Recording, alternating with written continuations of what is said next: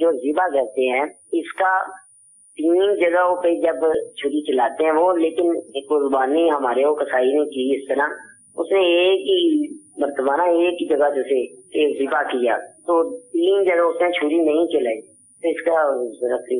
کہ وہ قربانی وہ اس طرح جائز ہے؟ اونٹ کو قربانی کے حوالے سے کس طرح ذبح کیا جائے، کیونکہ مروجہ جو نظام ہے بعض جگہ 3 جگہ سے کاٹتے ہیں، کوئی ایک جگہ سے کاٹتا ہے، جو شرعی طریقہ ہے وہ بیان۔ لیکن شرعی اعتبار سے اونٹ کو نہر کرنا سنت ہے، اور اس کے علاوہ جو ہے وہ بکرا بیل وغیرہ کو ذبح کرنا یہ سنت ہے۔ نہر یہ ہوتا ہے کہ کھڑا اونٹ ہوتا ہے اور اس کو جو ہے وہ چاقو جو ہے وہ گھوپ دیا جاتا ہے ایک ہی مقام پر، جس سے اس کا خون جو ہے وہ سارا نکلتا ہے۔ نبی کریم صلی اللہ علیہ وسلم سے یہی طریقہ جو ہے وہ ثابت ہے اور یہ سنت ہے اور افضل بھی یہی ہے۔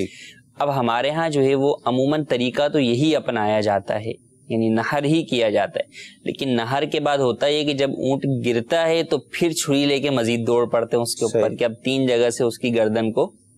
ذبح کرتے ہیں، کیونکہ گردن لمبی ہوتی ہے۔ تو یہ جو اب 3 جگہ سے ذبح کرنا ہے، خاص طور پہ جب کہ اس میں اس وقت جان موجود ہے، اس وقت اس کو یہ 3 جگہ سے ذبح کرنا یہ ناجائز ہے کہ یہ تکلیف دینا ہے جانور کو۔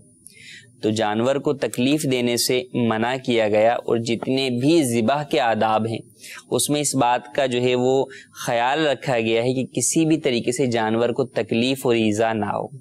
اب کہیں گے کہ تکلیف تو جناب جو ہے اس کو ذبح کرنے سے بھی ہوئی ہے، تو وہ ایک شرعی حکم کے تحت جو ہے اس کے اوپر عمل کیا گیا ہے، لیکن اس کے علاوہ اضافی تکلیف دینا اس سے منع کیا گیا ہے، اس کی شرعاً اجازت نہیں ہے۔ جیسے گردن موڑ دیتے ہیں، یا جو ہے وہ ذبح کی جو رگیں کٹ گئیں اس کے بعد چھری جو ہے وہ اندر جو ہے وہ گھونپتے ہیں، تو یہ سارا چیزیں کرنا، یا بعد میں اس طرح ذبح کرنا، یا بھی وہ ٹھنڈی نہیں ہوئی کھال اتارنا شروع کر دینا، تو یہ چیزیں جو ہے وہ ناجائز ہیں کہ جب اس میں جان موجود ہے تو اب اس کو وہ آپ کی چھری یا جو بھی آپ کر رہے ہیں وہ چیزیں تکلیف دہ ہوں گی۔ اسی طریقے سے اس میں جان موجود ہے تو اس کو جو ہے اس کا رخ جو ہے وہ گھمانا پتھروں کے اوپر، تو یہ ساری چیزیں جو ہے وہ ان سے بچنا بے حد ضروری ہے۔ اور جانور کے بارے میں تو یہ کہا گیا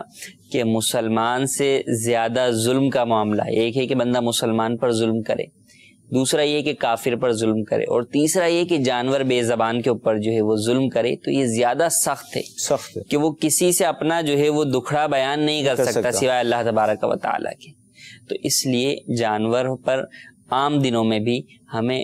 ہر ایک پر ہی ظلم کرنے سے بچنا چاہیے، اور خاص طور پر جانوروں پر۔ ویسے بھی ابھی قربانی کے جیسے جانور آئے ہوئے ہیں تو اب انہیں آپ چلا رہے پھرا